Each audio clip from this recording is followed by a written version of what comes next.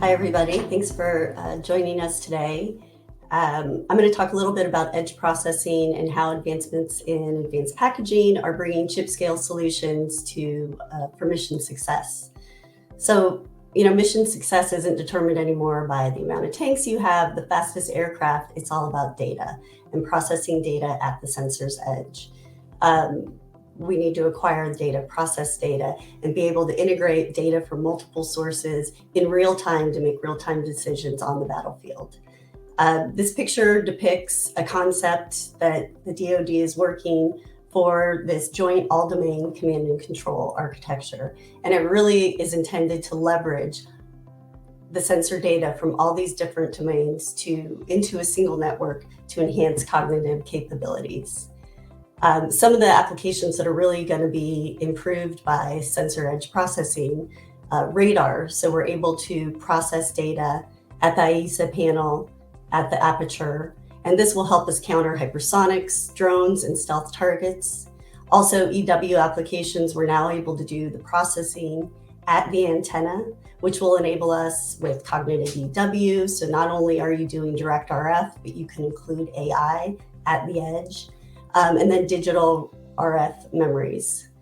Communications like 5G, the warfare fighter has to be connected, whether it's on his person, in the vehicle he's occupying. We need to be able to connect across platforms and have data shared quickly. And then at the top right, you see space. Space is really the ultimate space-constrained environment, no pun intended, but this is where things are going to be game-changing. Not only can we bring RF into space, we can bring AI into space. These payloads that are going up, they're far more capable than ever before, and they're getting smaller. So advancements in sensor processing are needed because there's just not the bandwidth to take that data that's being collected on the payloads and send it to a ground station for processing. It has to be processed in orbit and then disseminated to act on that information quickly, real time. And then all these edge applications, trust and security, it's expected. It cannot be without.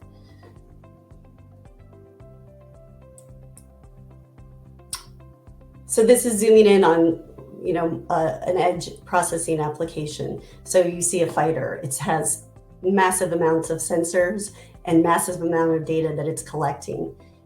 This platform, it doesn't have enough bandwidth to take this raw data, send it off, process it, and then bring it back to a decision. It needs to be processed on the platform at the sensor. So it could be processing, RF, it's electromagnetic. We're trying to dominate the electromagnetic spectrum. We're trying to process digital data. This needs to be done on that platform. Now, while that platform is not getting any bigger, the sensors need to get smaller, less power, less weight, and ultra high performance. So we're kind of in a conundrum on how to solve these challenges. And really the way to do this is advancements in microelectronics enabled by advanced packaging.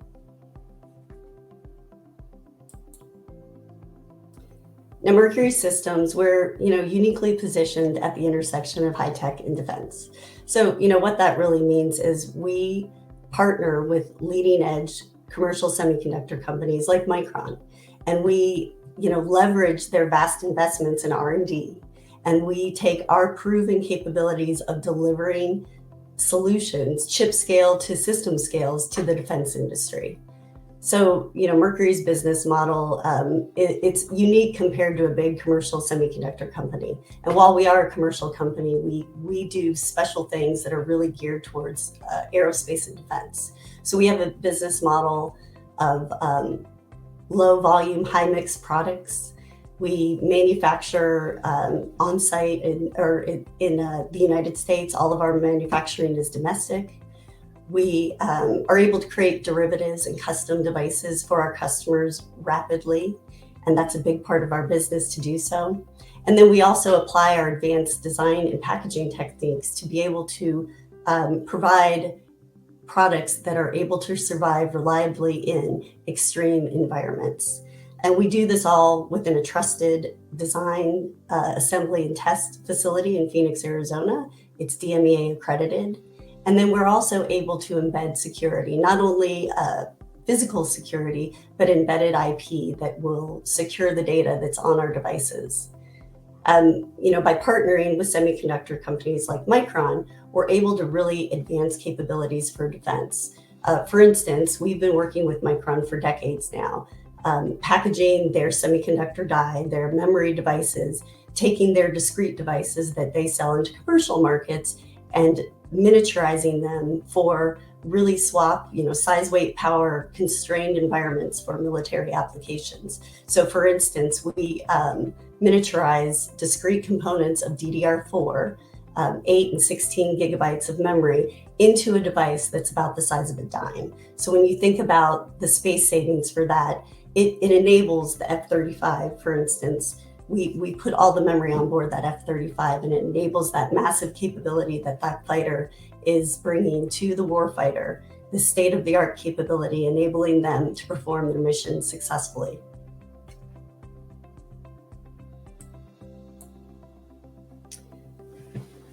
Now, advancements in semiconductors, we need advancements in packaging technologies. So if you look to the far left, 2D multi-chip modules, system and package devices, we've been doing this for decades at Mercury. It's commercialized used in commercial industry, in defense.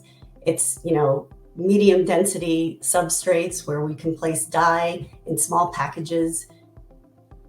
Again, this is a reliable packaging technique, but now with these ultra high density flip chips that are being produced by state-of-the-art FPGA providers, we need an alternative to that medium density interconnect substrate. We can no longer place die directly onto an organic substrate. We need a silicon interposer. So that's where the 2.5D comes in. So in the center, you see this. So, some of those high density flip chips like the FPGAs, they have tens of thousand C4 bumps on the bottom side. Those can't be placed on the organic substrate. So the interposer provides that high-speed die-to-die interconnect, and then also the fan out of the remainder of I/O through the interposer onto the BGA. Now, the interposer is enabled by through-silicon vias, copper-plated TSVs, and that's how all the signals are routed through that layer. And this really provides the ultimate in size, weight, and power optimized packaging. While the commercial industry has been using this for years, it really hasn't been production ready for defense. So Mercury's driving this with semiconductor partners like Micron and other FPGA companies, as well as the US government. So we're part of the SHIP program, and we're helping bring this advanced packaging technique to the DoD and military space. In the future, we're working on 3D packaging capabilities. So we work with a group called the National Defense Industrial Association, and they are leading bringing 3D heterogeneous integrated packaging to defense. And while it's not even commercialized for commercial applications, we're driving this to be the next generation of advanced packaging. Probably within the next 3 to 5 years, we hope this to be a proven production-ready packaging technique that we can bring to our customers.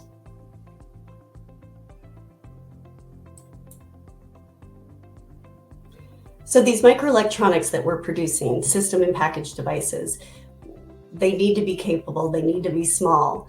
Mercury brings our partnerships with semiconductor companies, applies our advanced packaging techniques, and provides these incredible benefits to these really size-constrained applications or systems in defense.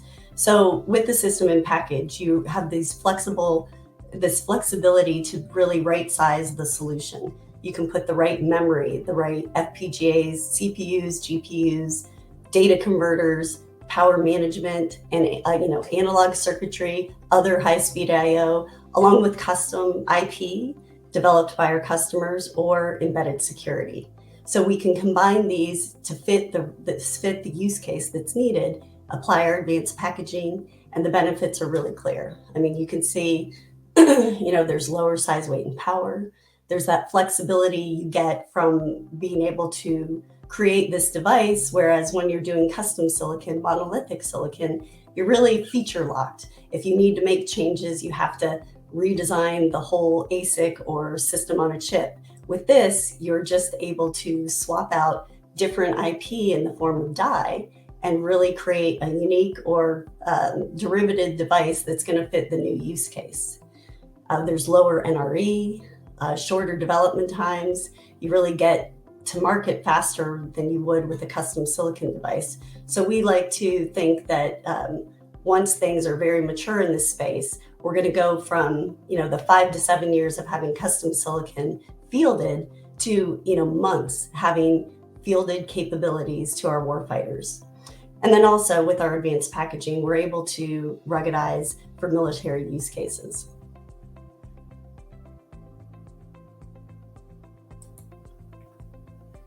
So I love this slide because it's just a really simplistic view of what these system and package capabilities, what our advanced packaging can do for chipletized architecture. And chiplets, I say chiplets sometime and die sometime. It's really interchangeable a little bit for me, but the concept of really disaggregating monolithic silicon and putting them into IP-specific blocks. So an FPGA, a processor, high-speed I/O, various data converters, and being able to then place them onto a silicon interposer or whatever that assembly is going to be, and right size those building blocks for the application.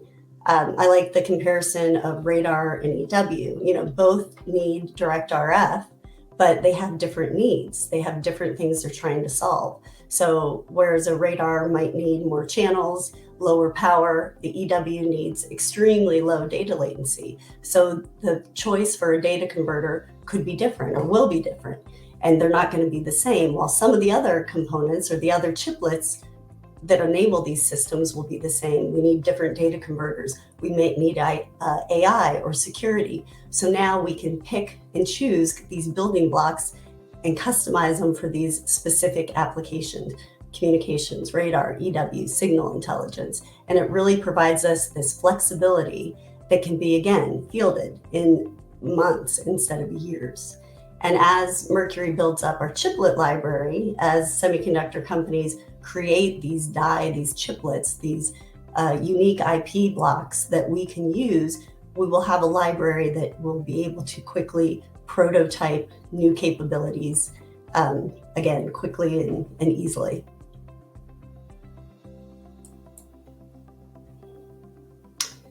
So chip scale versus SMT integration or board scale integration. We're always going to need a next level assembly to put our microelectronics on, but this again depicts, on the left-hand side, a traditional 6U OpenVPX board. That's a form factor commonly used in military embedded systems. All the discrete components are soldered onto the board, put in a backplane, multiple boards in a chassis performing a single function, maybe an EW system, for instance. Now, with this advanced packaging capabilities, we can create these system and package devices that reduce the size of these boards down to a SIP level package. We are able to do direct RF and package analog and digital and do it right there on SIP. So a 6U board solution now gets reduced down to a system and package that can be placed on a 3U OpenVPX board. So again, the space savings is incredible, as well as the power, the complexity that's needed for the designer, or the design is less complex for the designer on that next level assembly because there's so much integration within that die-to-die connection of the SIP. And also the data latency, it's just so greatly reduced. It's really hard to quantify it in a lot of cases, but EW, radar, all these edge processing systems really take advantage of the reduced data latency. Okay, so now finally, I'm going to finish with an architecture that Mercury is currently working on. This is direct RF at chip scale for edge processing. It's this device, you see the block diagram on the left side. It's a 50 by 40 millimeter package, and it's based on the AMD Versal PC1902 FPGA. And it's connected with two Jariat Electra MA ADC and DACs. So each device has two channels of ADC and DAC for a combined total of a 4-channel device. Now it's coupled with Micron NOR flash and memory, so we can do fast boot and configuration on SIP. And it really, again, reduces that next level assembly complexity. All the I/O that's not used for the die-to-die connections is taken out to the package so it can be configured and used by the customer for the use case that they have. The key features of the device, again, it's based on the AMD Versal 1902 FPGA. It has 400 embedded AI engines, which is really incredible. This just has so much compute density. It's so flexible, so much connectivity that's enabled by this Versal device. And then it has about 2,000 DSP blocks, or digital signal processing blocks. And it's based on a dual A72 64-bit ARM core processor, which those, you can run your OS, you can run Linux, and this really gives that configurableness and the control to the end user.